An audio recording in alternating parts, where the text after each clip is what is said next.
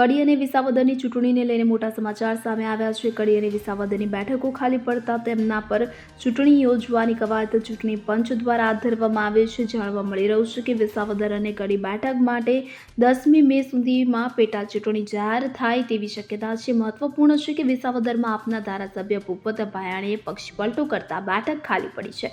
કડીમાં વર્તમાન ધારાસભ્ય કરશન સોલંકીનું અવસાન થતાં બેઠક ખાલી પડી છે. ત્યારે આ વખતે કોંગ્રેસે આપ સાથે ગઠબંધન નહીં કરવા નક્કી કર્યું છે, જેથી વિસાવદરમાં પેટા ચૂંટણીની તારીખ જાહેર થાય તે પહેલા જ આમ આદમી પાર્ટીએ ગોપાલ ઇટાલિયાને ઉમેદવાર જાહેર કરીને ચૂંટણીની તૈયારી શરૂ કરી દીધી છે. કડીમાં પણ આમ આદમી પાર્ટીએ ચૂંટણીની તૈયારીઓ શરૂ કરી દીધી છે. ત્યારે બીજી તરફ કોંગ્રેસ ભાજપે પણ કડી વિસાવદરની પેટા ચૂંટણી માટે મુહૂર્તો શોધવા અંદરખાને તૈયારીઓ શરૂ કરી છે.